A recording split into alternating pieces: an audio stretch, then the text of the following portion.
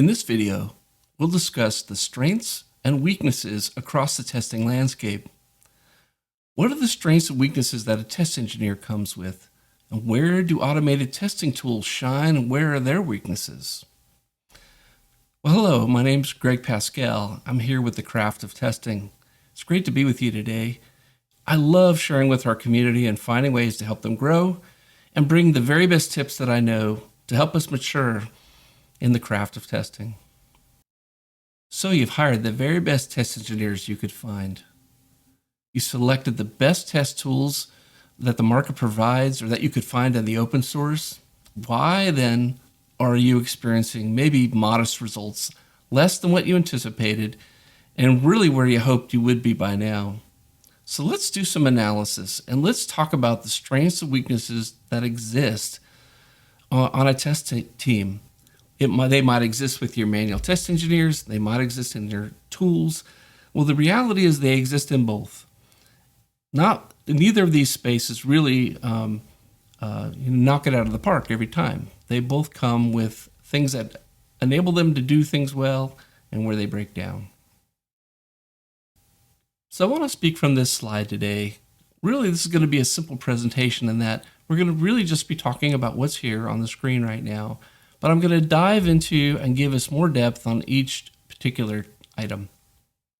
So let's begin to think about when it comes to test engineers and automated testing, where are their strengths and where are their weaknesses? Now, the way I've broken up this discussion today is by identifying a number of categories. And in those categories, I've looked at the testing world from the perspective of a test engineer, sometimes referred to as the manual test engineer. And I've considered it from the perspective of automated tools, or sometimes we call it automated test. There are a variety of ways people discuss both these things. I really am of the camp that no tool is ever going to replace a human. A human still far exceeds the capability of any tool that exists, at least at the moment that I know of, when it comes to reasoning, when something is high at risk. But a tool can certainly help raise awareness that a risk exists. So let's go from that perspective and start with our very first category, which is just the reasoning. We all have a brain and we reason through things. And let's look at this from the perspective of the manual test engineer, from the side of the strengths that they bring to the table. Now, humans, we are aware of contextual changes. When something is out of place, for instance, maybe we've simply got a UI element on our login screen that a button existed and now it's not there at all. An automated tool might blow right past this and find that that button is now, 2 by 2 pixels wide, and it clicks it and it moves on. But as a human, we're able to easily detect, like, if this button exists at all, I can't see it, and it's tiny. So when it comes to a manual test engineer, they are very adept and very well suited to identify something doesn't make sense here, something doesn't fit that I would normally expect to see at this point in the application. Now, also, when we start to consider weaknesses from a reasoning perspective for a test engineer, the fact is we are creatures of habit. We do lose our sharpness over time, or we can, unless you're really focused and you're really disciplined in the work that you do. And even the best of us that really have a passion for this, the fact is we can have an off day and we could just be beat. It's been a long day. You've been in 10 meetings and now you've got to test something and your brain just checked out. And that's really where our weakness comes in from a reasoning perspective. We just might be ready to call it. It's Friday, we're ready to call it a week and head out for the weekend and refresh our minds. So when it comes to the weaknesses of the test engineer, never lose the fact that we are still human. We can be creatures of habit, and we just may lose our sharpness due to a variety of things that are very legitimate going on in our life, or just simply being tired. And so it's important to recognize those things when it comes to this category of reasoning. Now let's switch from that manual test engineer over to the automated space. And let's talk about what are those strengths and weaknesses from an automated tool? Now, an automated tool can be aware of something very specifically that's missing. And I think that this is really where automation engineers shine. A good automation engineer is asking questions of their automated script to be looking for things. More than just clicking a button here and entering data into a field, a good automation engineer will also be assessing the screens that they're on, the places that they're at, the state of the environment. And so they may be determining, hey, I'm about to click this login button, but is this button, is it of the size that a human would normally use? So maybe it's actually checking, is it visible on the screen, and is it of certain size?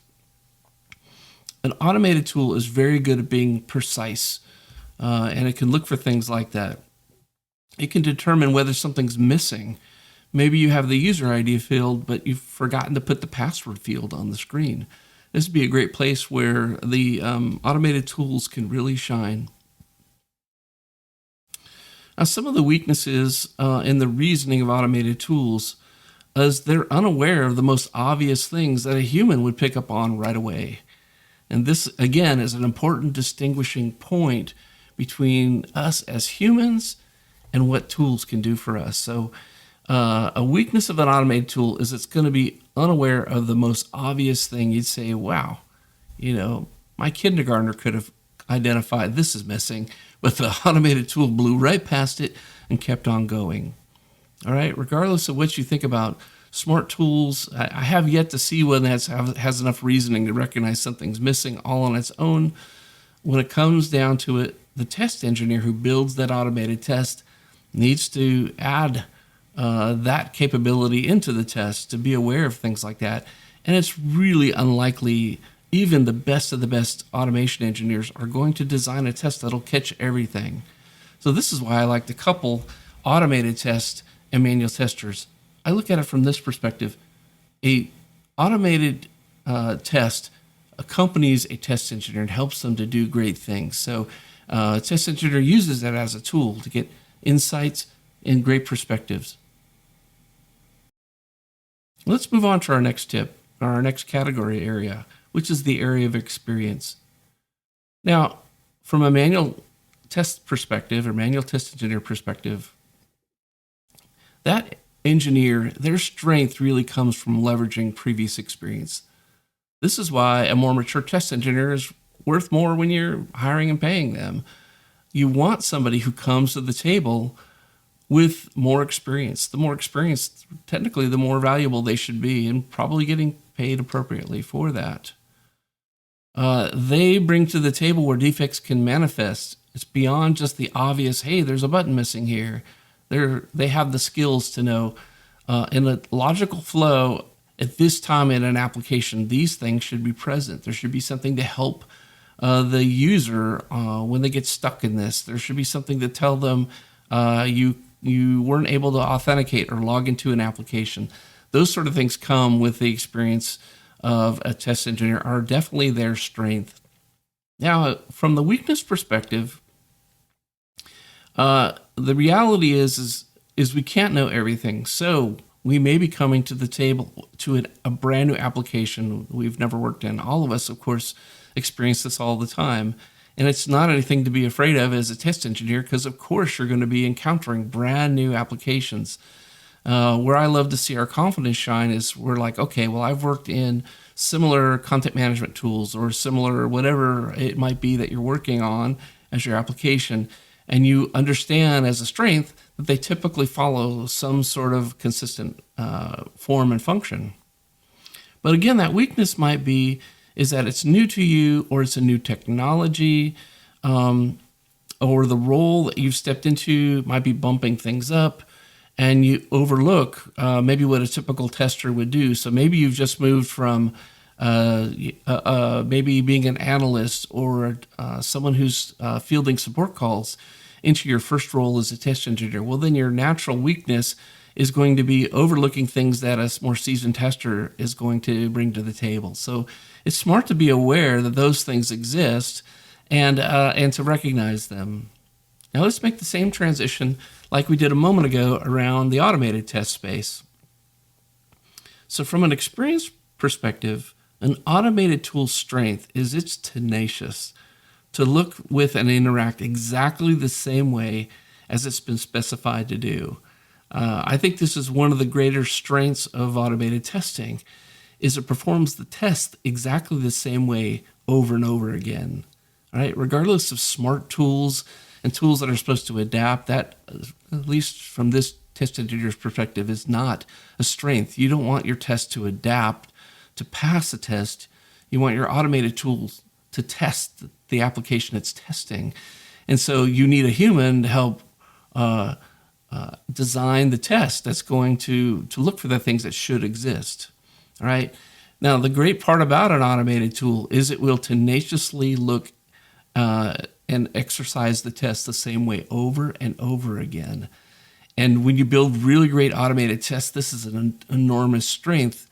And it ties into another area of teaching I sometimes talk about, which is learning the personality of your application. When you run your automated test, you should not expect it to fail. In my team that I work with, we flaky tests are not an option, where we run it 4 or 5 times and average it out and say, well, it mostly passed or mostly failed. I hope you're in the same boat. If you are accustomed to averaging out, did it mostly pass or mostly fail? There are a few fundamental things that cause that problem. The first is a poor locator strategy, and the second is you need an improved synchronization strategy.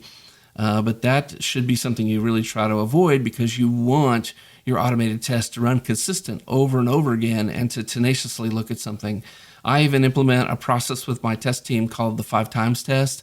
I have a video you can find on thecraftofTesting.com that speaks to this idea of exercising an automated test, especially a new test, over and over again, 5 times in a row. You should see the exact same results in roughly the same amount of time. If not, you've probably got a flaky test on your hands and you need to go back and refactor and get it in better shape so it's testing even better. Now, a weakness in the space of experience is an automated test will overlook the obvious. This kind of refers back to our previous point and a weakness in the area of reasoning, which is automated tests are designed to do something very, very well, and they will just blow past the most obvious thing. And so that is a weakness that you can't lose sight of, and why that manual test engineer is so important. When you couple a manual test engineer with an automated testing tool and they work together, man, you've got a pretty powerful setup there. But when you decide, well, we just write automated testing, I've heard some people talk about these. The testing really happens from the perspective of the test engineer, and I believe that. But when you use the tools and the manual test engineers watching that execution, or they're analyzing the results of it, that's the sweet spot right there. That's where you get the best strength and best usage of automated tools coupled with great test engineers. Both are necessary to be excellent in this field of testing.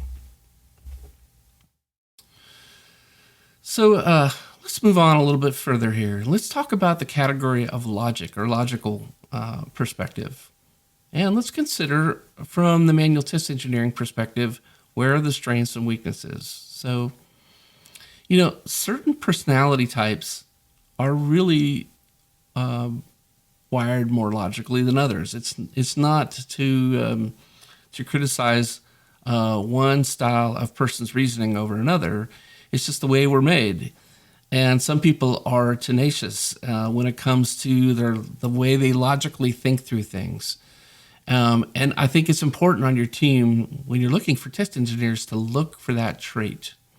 Some of the great things you can look for is when I interview new test engineers to consider to hire, I love to find out that they take everything apart. As a kid, maybe they took apart their, the vacuum cleaner and anything like that. They could try to understand how it worked. Is an attribute I love to see in a test engineer. It means they want to understand how things work.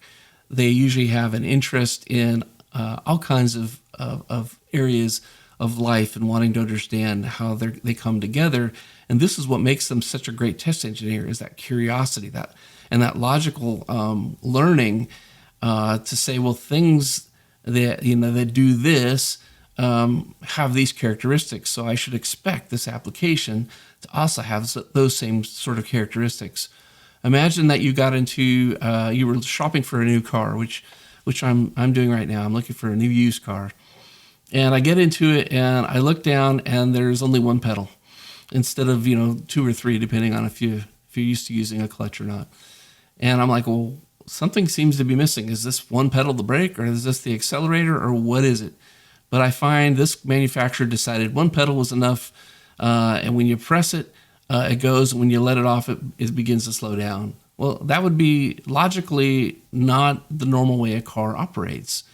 And so if I'm working with an application and I'm reasoning through it in a similar sort of way, I can say when I authenticate into an application, I expect these certain things to be there. I expect to see some place for me to put my credentials. I should see something that lets me continue on, like a button that says login. If I'm entering, let's say, information about a new user, where I'm collecting their information, I would expect it to be asked maybe for my email address or my cell number. Those sort of things would be very typical. And that's why a good tester has those logical skills that help them to determine if things look like they're on track or not. Okay, so now let's switch over to the weaknesses when it comes to logic. Not every type of person is naturally follows a logical approach. And that's okay. You really need both on the team. Depending on the application you're working on, you might find you need to favor towards certain characteristics in that test engineer over others. But let's say that you're working with something that's highly visual. Then you may want somebody who's going to be leaning more on the creative side. Not that they wouldn't have logical skills, but we each kind of come to the table with different things. I find that if I'm looking at something and visually it's unappealing, then that might be a bump for me as a user.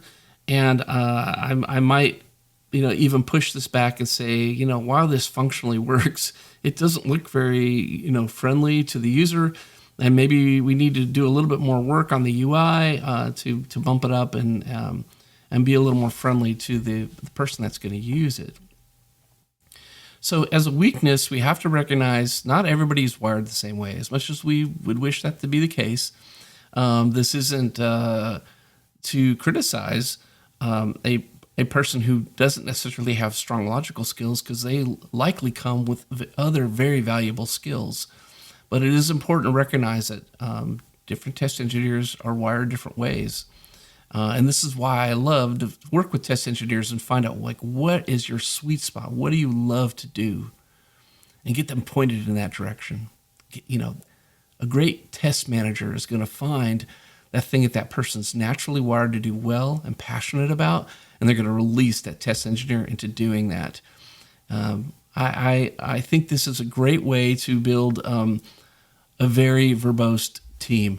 Find the strengths, find the passions, and leverage the team in that way. Don't try to create robots of everybody, that everybody's great at everything. You'll wind up frustrating the team, and you'll find that you're going to water down those that have a passion in some area, and you're going to stress out those that don't in others.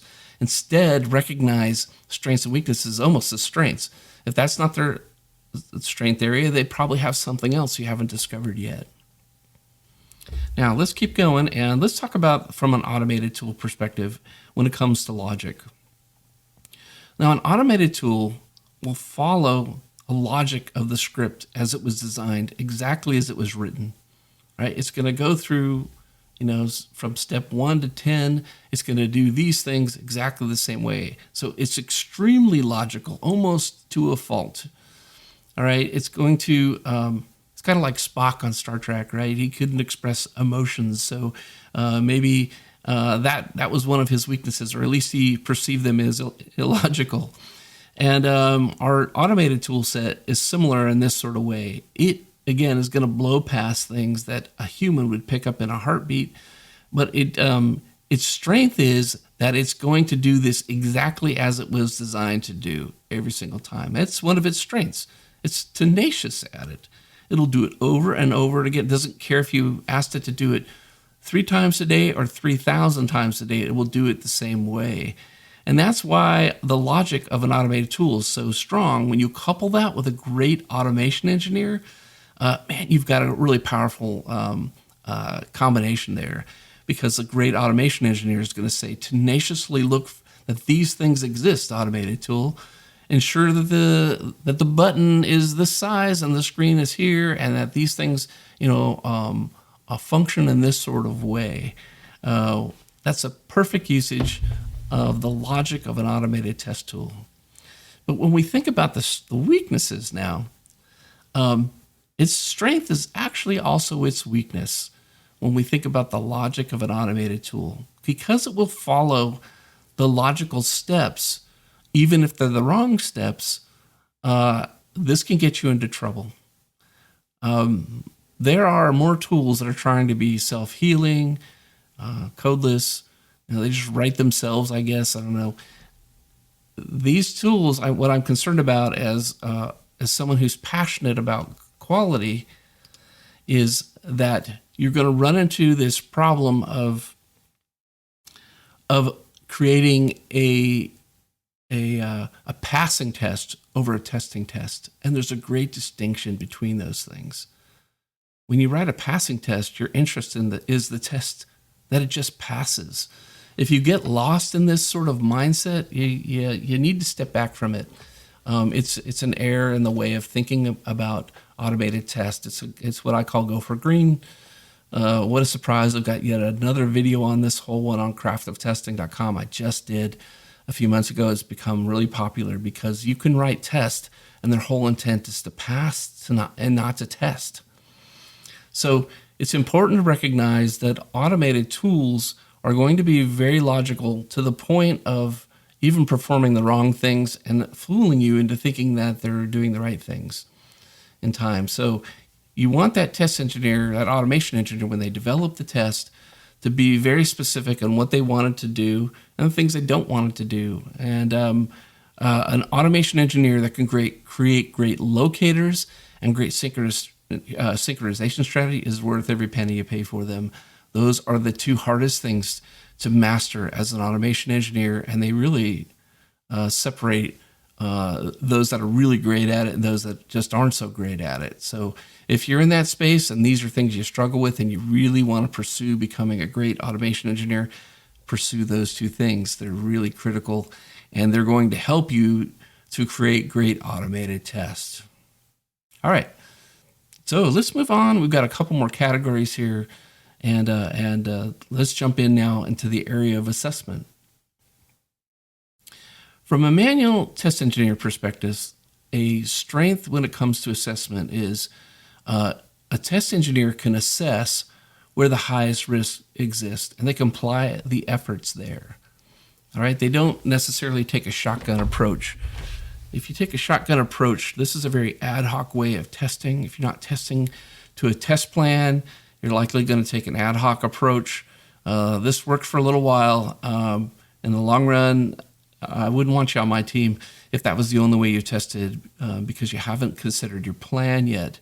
A great test engineer, their strength is that they have a plan and they identify where are the highest risk and they apply those efforts to the area of the highest risk, right? You know what can stress a test engineer out a lot is that they feel like they have to test everything. That's not possible. If you're feeling compelled or even instructed to go test and find all the defects, you're probably in the wrong place.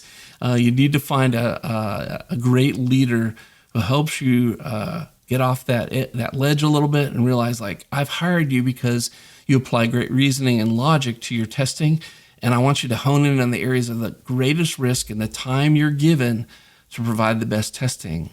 And you know what? Sometimes you're going to miss something. That just comes along with this craft of testing. So, but if you assess things well in your test planning and you consider, well, the greatest risk here is I'm handling somebody's debit card or somebody's personal information, I better ensure it's handled properly. it's locked down well, it's encrypted, whatever the thing is where the greatest risk lies. If you were a customer and you were using this product, where would you have the greatest concerns? Where wouldn't you? While the UI might look beautiful and you certainly want it to look great, if you're handling somebody's, financial information, I'd sure want to know it's secure. There are certain products I use because of that very reason. I know that these companies consistently produce an exceptional product. And so I continued to buy their product because their brand shows me they care about the quality of securing my information. You, as an advocate for the applications that you own and that you are testing, should also be putting yourself in the shoes of those users and considering where would my customer be the most concerned about their information in this application, and really testing there. There's where the highest risk lies. By the way, there's another side of risk. Did you know that your company has hired you to help avoid risk to your brand? Yeah, your company has spent, it could be thousands, maybe millions of dollars to present their brand well to customers. And they want you to be a representative of that brand as well and make sure it's in good standings with the public. So consider that as a risk too. Maybe this doesn't represent your brand real well. Maybe you're finding that you're just throwing a bunch of junk out there to see what sticks against the wall. And customers are like, this doesn't seem like what this company produces over and over. And yet, look at this garbage that they put out. This doesn't seem to represent their brand at all. That is a risk to the brand. Maybe you find that you haven't released a decent product in a while, and that the last great release was 2 years ago. That's not great for your brand either. That's, as the role of a quality engineer, a brand risk. And it's a really great part of being a test engineer is to identify those things and to recognize that your customers want to have trust in the products that you build, so they keep coming back for new products. I have a brand like that I love that makes a great screen capture tool and a great video editing tool. And almost sight unseen, I will purchase other tools they make because they make such great tools over and over again. They just have a reputation for doing that, not producing junk. Now, the weakness area when it comes to assessment is you can decide to ignore doing a risk assessment altogether and try to test everything. I addressed this just a few minutes ago. Or ignore the hard things and just do the simple fun things, all right? If you are leading a team and you're recognizing that folks are not wanting to do the hard work, you've got to figure out a way to motivate them to doing the work that folks don't want to do, which is usually around the area of documentation, sometimes test planning. More than sometimes, let's face it, none of us love to do documentation, and there are very few that really love test planning, but it just comes with the turf. It's table stakes for being a great test engineer, and it's necessary to do this well. Just like your pilot, when he takes off to get you somewhere, he's got a flight plan, and he knows where he's going to go and the altitude he's going to fly at. If you're serious about the craft of testing, test planning just needs to be part of your DNA.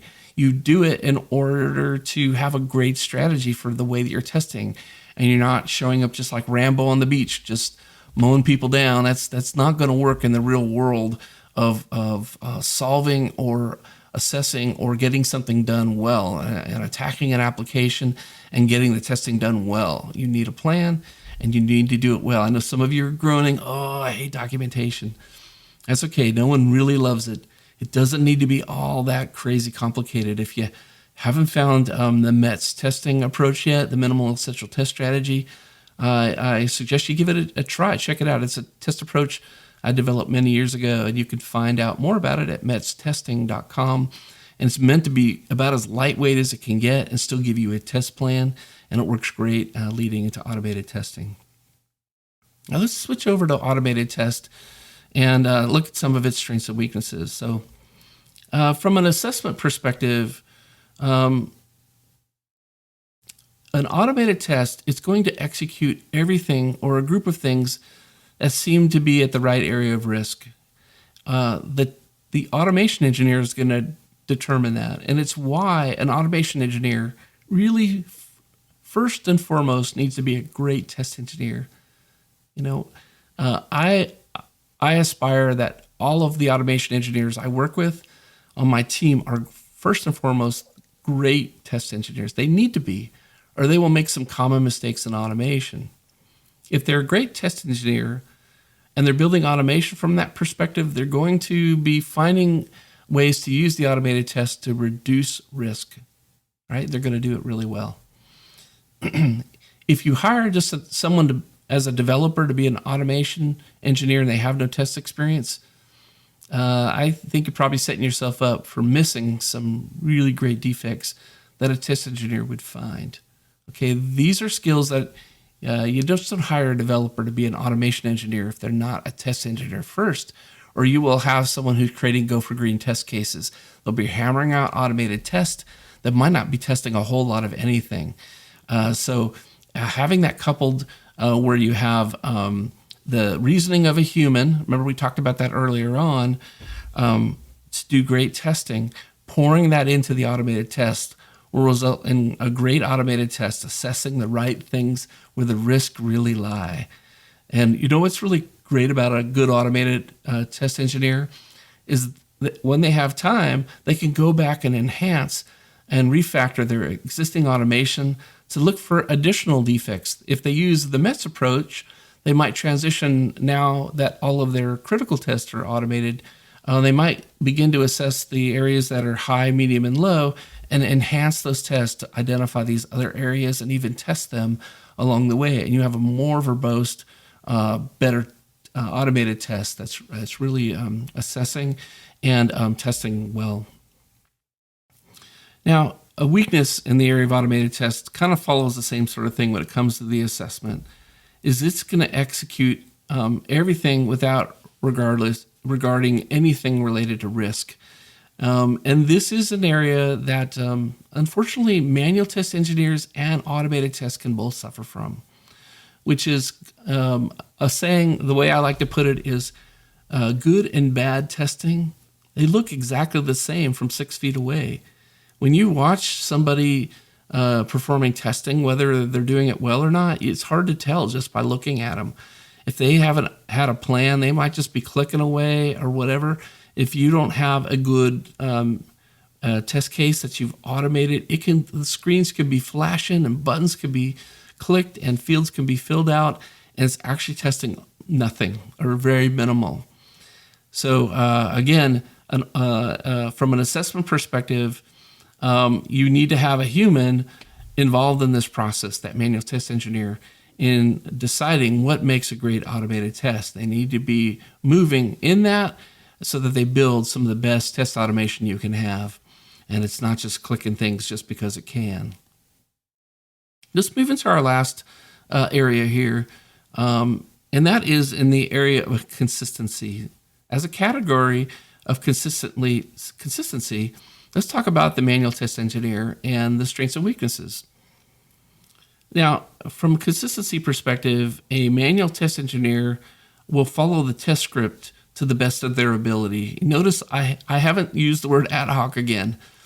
I think good test engineers are not just ad hoc testers. There's a great place for ad hoc testing, and I enjoy it as much as the next person, but that should not be your primary source of testing. Or you will find a defect or two and maybe even get a pat on the back, but you will be missing some very important defects that can come up when you're under pressure the next time and you haven't got it documented. So a strength of a manual test engineer is they will perform the test consistently over and over. They have the ability, of course, because they have a reasoning and they're able to tell when things are out of context, to identify when a defect exists. But they follow that test script well, and they identify when things pop up that just shouldn't be there from a consistency perspective. Now, unfortunately, from the weakness perspective, let's face it, everybody can get distracted at some point in time.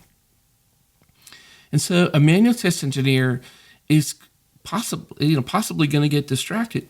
It can be that they've got to go to a meeting and they're right in the middle of an important area of testing, and it's something they just have to go to and do.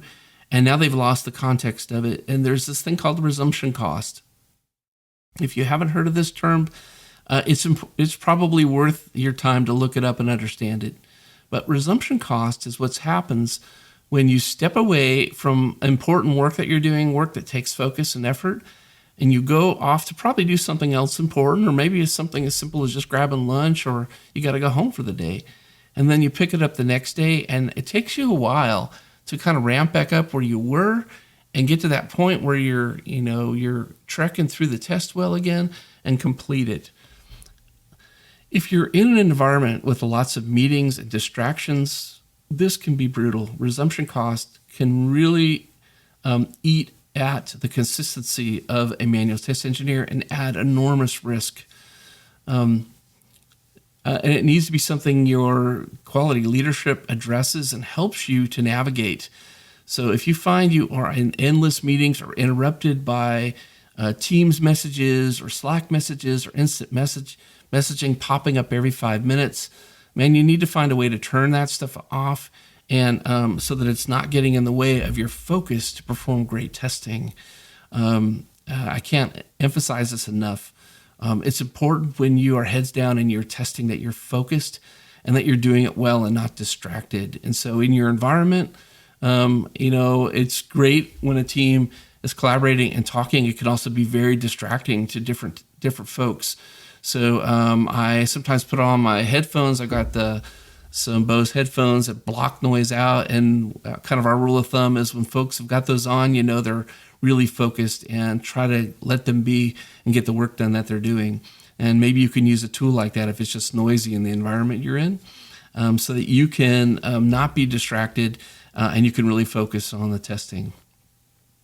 Now we're getting close to wrapping things up. I've got this last couple things I want to discuss when it comes to consistency with automated testing.